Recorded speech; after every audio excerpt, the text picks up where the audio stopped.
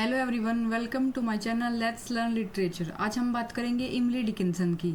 ये जो वीडियो है वो MEG6 के पॉइंट ऑफ व्यू से बहुत इंपॉर्टेंट है। मैंने MEG6 के जो दो चार क्वेश्चन जो हर बार इमली डिकिंसन के बारे में पूछा जाता है हमेशा से ही, दो ही क्वेश्चन है मेन। तो एक इनकी डेथ और मोर्टेलिटी के बारे में, इनकी पोएम्स में क्या लिखा गया है, फेमिनिस्ट वॉइस क्या है, और एक है इमेजरी। तो इसी वीडियो में हम सबसे पहले कवर करेंगे फेमिनिस्ट वॉइस क्या है इमली डिकिंसन की पोएम में। तो इमली डिकिंसन का बर्थ हुआ था 1830 में, इनकी डेथ हुई थी 1886 में। वॉल्ट विटमैन और एमिली डिकिंसन ये अमेरिका के बहुत ही इंपॉर्टेंट पोइट माने जाते हैं, दोनों ही, वॉल्ट विटमैन और इमली डिकिंसन। इमली डिकिंसन की एजुकेशन काफ़ी अच्छी रही। 2 साल पहले ही वुमेंस को उस एकेडमी में एजुकेशन का राइट मिला था, तो इनकी पेरेंट्स ने इनको बहुत अच्छे से पढ़ाया लिखाया था। मेन सोसाइटी तो उस टाइम वही थी कि लड़कियों को घर में रहना है, वुमेंस को घर में रहना है, और जो हाउस होल्ड वर्क है वही देखना है। तो उनके वर्क में फेमिनिस्ट वॉइस का क्या रोल है ये हम बात करते हैं। रोल और experience woman in A patriarchal society, directly comment करता है कि वुमन का क्या रोल है पेट्रियार्कल सोसाइटी में। इनका जो वर्क है, इनकी जो पोम्स है, उनमें जो क्रिटिक्स है उन्होंने सर्वे किया और पता किया कि जब डिकिंसन का टाइम पीरियड था उस टाइम में वुमेन्स राइट मूवमेंट बहुत चल रहे थे, तो उनका इन्फ्लुएंस इनके वर्क में डायरेक्ट देखा जाता है। Emily Dickinson found herself within a time period where women are primarily raised to be the accommodating housewife. तो ये वही टाइम पीरियड था जिस टाइम पे वुमेन्स को बस शादी कर लो, घर के काम सीख लो, अगर गर्ल है तो घर के काम सीख लो, शादी कर लो, और बस यही उनकी प्रायोरिटी थी। उनको कोई बाहर काम करने के लिए नहीं जाने देते थे। उनकी जो डिज़ायर है, उनकी नीड्स है, उनके बारे में कोई भी नहीं सोचता था। शादी पहले अपने फादर के घर पे पेरेंट की जो आइडेंटिटी है वही उसकी होती थी, बाद में उसके जो हस्बैंड की आइडेंटिटी है वही होती थी। पेट्रियार्कल सोसाइटी में जो जेंडर डिवीजन था, जो डिफरेंस था, वो उस टाइम वैसा ही था। इमिली डिकिंसन ने जो अपना सोशल कन्वेंशन था उसको, उस टाइम का जो सोशल कन्वेंशन था उसको ब्रेक करने की कोशिश की थी अपनी राइटिंग और पोइट्री से। Writing was one of the few medium of self expression that were available for women and it became the voice of many women. तो ये बहुत ही ईजी भी था और एक्सेसिबल भी था वुमेन्स के लिए कि राइटिंग के थ्रू अपनी आवाज़ उठाओ। Emily Dickinson's poem I gave myself to him illustrate marriage as a solemn contract. तो I gave myself to him, इसमें उन्होंने क्या बोला है कि मैरिज को एक कॉन्ट्रैक्ट बताया जिसमें वुमन एक्सचेंज करती है अपने आप को, मतलब सिर्फ फाइनेंशियल सिक्योरिटी के लिए, घर मिल जाए, छत मिल जाए, इसके लिए वो अपने आप को एक्सचेंज करती है। और हस्बैंड को क्या बोला गया है, एक customer.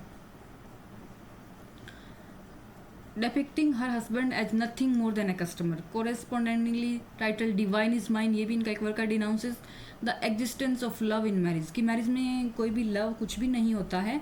Both poems depicts marriage as an act of operation. दोनों ही पोएम में मैरिज को एक इस तरह का एक्ट बताया जिसमें ऑपरेशन होता है सिर्फ वुमेन्स के लिए। उनको मैन जो भी है, मैन है, उनको कंट्रोल मिल जाता है वुमन पे सोसाइटी में, और उनसे घर का काम करवाते हैं। बस एक कंट्रोल है मैरिज, और कुछ भी नहीं है। अब हम बात करते हैं इनकी जो पोइट्री है, उन 2-4 लाइंस उनके बारे में, कैसे इन्होंने अपने एक्सपीरियंस को एक्सप्रेस किया, जो फेमिनिस्ट वॉइस है वो कैसे रीच की है। Emily Dickinson talks sometimes subtly, sometimes sarcastically about marriage. इनकी एक पोएम है, I am wife, I have finished that, she rose to his requirement, dropped title divine is mine. In the first poem I am wife, I am finished, इसके नाम से ही पता चल जाता है कि एमिली डिकिंसन इसमें क्या हाईलाइट करना चाहती है। इसमें ये इनइक्वालिटी को हाईलाइट करना चाहती है जो मैन और वुमन की है सोसाइटी में। 19th सेंचुरी में सोसाइटी में क्या था कि वुमेन्स की जो इंडिविजुअल थिंकिंग है उसकी कोई वैल्यू नहीं थी, rather than as someone who derives her identity. मतलब उसकी खुद की कोई थिंकिंग नहीं, कुछ भी नहीं होता था, उसको आइडेंटिटी डराइव करनी होती थी पहले अपने पेरेंट्स से और फिर हस्बैंड से।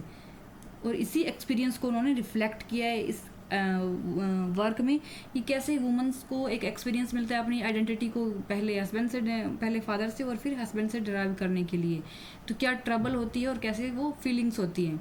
मेल डोमिनेटेड सोसाइटी है उसमें। और उस टाइम शिमोन डी ब्यूवर, ये भी एक फेमिनिस्ट थी, इन्होंने अपने वर्क में लिखा है कि एक मैरिज होता है वो क्या होता है कि अनएनिमस कॉन्ट्रैक्ट होता है, एग्रीमेंट होता है एक तरह का। इसमें पहले वो वुमन होती है, वो अपने फादर के यहाँ से चेन से या जो भी है बेड़ियों से निकलती है, उस आइडेंटिटी से निकलती है, और फिर उसको एक नया मास्टर मिल जाता है, वो उसका हस्बैंड होता है। भी क्यों वुमन फ्रीली नहीं जी सकती विदाउट हस्बैंड या विदाउट फादर के, उसकी खुद की कोई आइडेंटिटी क्यों नहीं हो सकती है। आई have finished that Dickinson highlight the transformation of a girl into a woman after marriage, की कैसे एक गर्ल होती है वो एक ही दिन में उसकी पूरी आइडेंटिटी, उसका पूरा ट्रांसफॉर्मेशन हो जाता है, वो एक गर्ल बन जाती है। That other state which shows how a women's identity always keeps changing from girl who is unmarried but dependent on her father to a married woman who is dependent on her husband। मतलब दोनों ही situation में वो dependent है, बस उसका ये है कि पहले वो गर्ल थी तो उस टाइम वो फादर पे डिपेंडेंट थी, अब वो वाइफ बन गई है तो अब वो हस्बैंड पे डिपेंडेंट है। In both cases the woman derive her identity from a man. She calls marriage A soft eclipse reflecting her view that marriage only pretend to make a true woman, actually it destroy। मतलब ये सिर्फ एक नाटक ही है कि true woman बनाने का, ये ट्रू वुमन नहीं है बल्कि वो उसकी आइडेंटिटी में से थोड़ा ना थोड़ा इसमें से डिस्ट्रॉय हो रही है वो वुमन। फिर बाद में वो कहती हैं कि but why compare I am wife stop there. Dickinson goes on to say the marriage is a soft eclipse and this, यानी मतलब marriage turn of events is very odd. Third stanza में वो क्या बात करती है कि 19th सेंचुरी में जो सोसाइटी है, society regarded marriage as something that suits a girl and emphasise on necessity of her being married. इसमें वो ये बताती है कि जो 19th सेंचुरी है उसमें इस तरह की धारणा बनी हुई है कि गर्ल है उसको मैरिज करनी ही है, अगर वो मैरिज नहीं करेगी, अगर वो सिंगल रहेगी तो सिंगल वूमन के लिए बहुत ही पेनफुल हो जाएगा इस सोसाइटी में। अगर उसको खुश रहना है और उस पेन से बचना है तो ये उसके लिए ज़रूरी है कि वो मैरिज करे। In the next poem she rose to his requirement dropped, मतलब एक तरह से उसको अपनी रिक्वायरमेंट, अपनी नीड्स या उसकी खुद की डिज़ायर होती है वो उसको ड्रॉप करनी ही होती है। She rose to his requirement dropped the plaything of her life, she critics that for a woman it is like one fine day she just has to give up all that she once held dear and take up the honorable path of being a wife and a woman।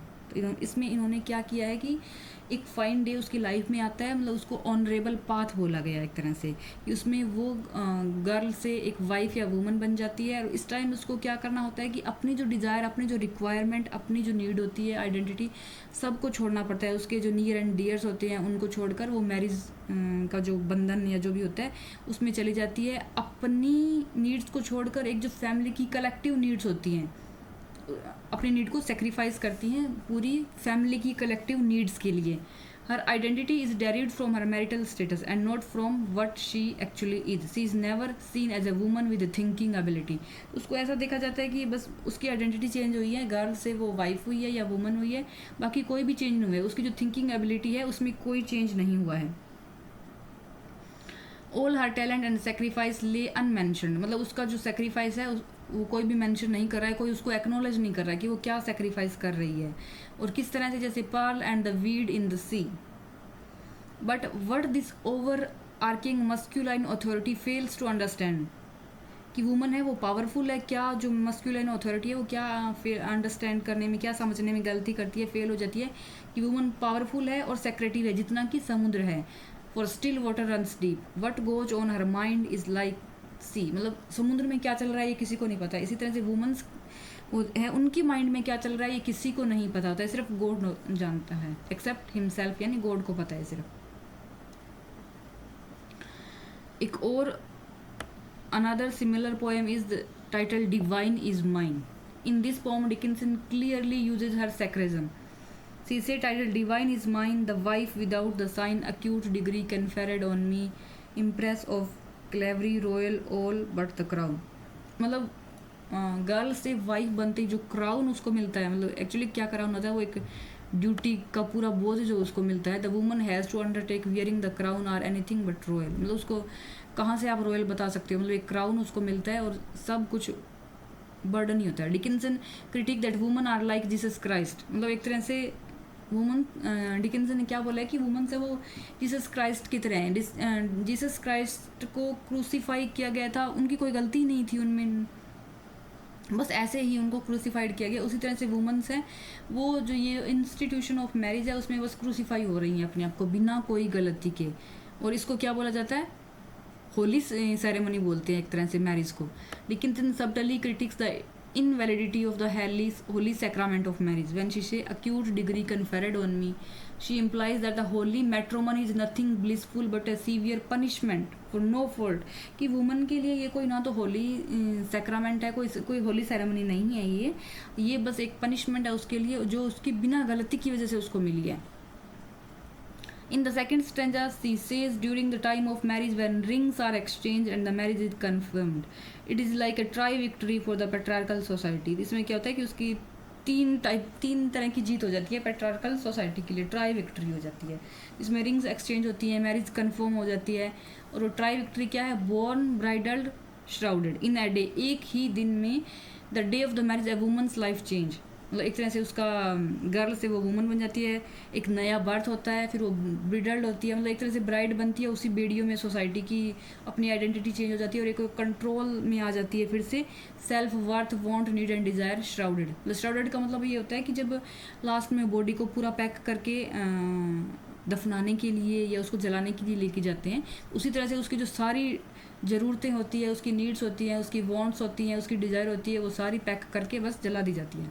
Dickinson also question those woman, मतलब उन women's से वो question कर रही है जो एक तरह से सोसाइटी, जो पेट्रार्कल सोसाइटी है उनके नॉर्म्स पे नाच रही है का मतलब ये होता है कि उनको चुपचाप बस फॉलो कर रही होती हैं. She genuinely asks them, is this the way you want it woman? Hopes dashed, longings crushed and voice silenced. मतलब क्या है कि तुम्हारी जो होप्स है उनको दबा दिया जाता है, लॉन्गिंग्स जो भी है, आइडेंटिटी है, उसको क्रश कर दिया जाता है और वॉइस बिल्कुल साइलेंट हो जाती है.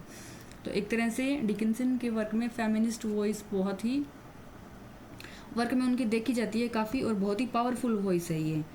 तो MEG के लिए ये बहुत इंपॉर्टेंट वीडियो है, और ये जो नोट्स हैं ये मैं ऐड कर दूंगी उसमें, ताकि आप एक बार आप इसको फिर से पढ़ सकें. Thank you for watching. अगर आपको वीडियो अच्छा लगे तो please like and subscribe the channel.